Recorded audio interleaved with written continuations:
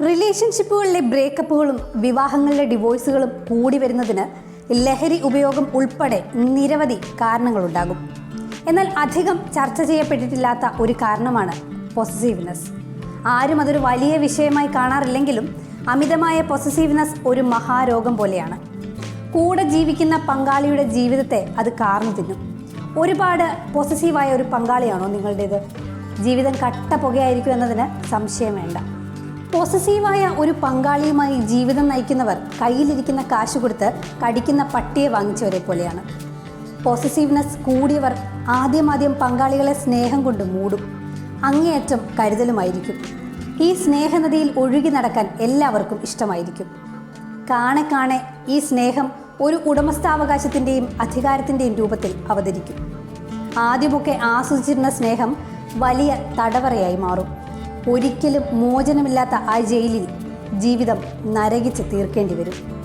അങ്ങേയറ്റം പൊസസീവായ പങ്കാളിയുടെ ലക്ഷണങ്ങൾ എന്തൊക്കെയായിരിക്കും? പൊസസീവായവർ പങ്കാളിക്ക് സ്വാതന്ത്ര്യം അനുവദിക്കില്ല.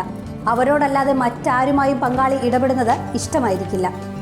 പങ്കാളിയെ മറ്റെല്ലാവരിൽ നിന്നും ഒറ്റപ്പെടുത്തി അവരുടേത് മാത്രമാക്കി മാറ്റാനുള്ള എല്ലാ തന്ത്രവും ഇക്കൂട്ടർ പയറ്റും.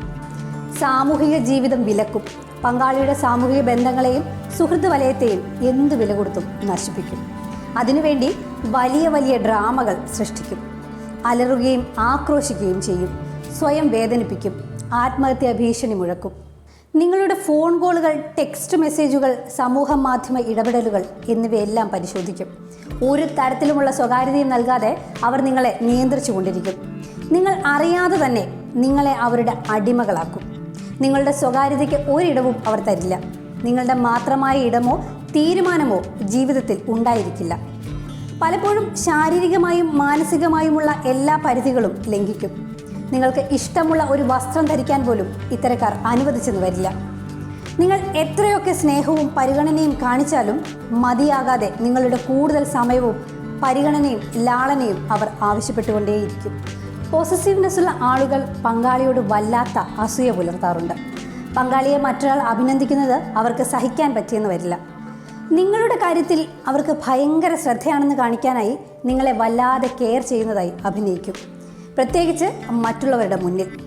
എന്നാൽ ഇവരെ ചെറുതായി ഒന്ന് കുറ്റപ്പെടുത്തിയാലോ നാഗവല്ലി സ്വഭാവം പുറത്തു വരും. സ്വാതന്ത്ര്യം അനുവദിക്കാതെ അവർ നിങ്ങളെ ചുറ്റിക്കറക്കിക്കൊണ്ടിരിക്കും.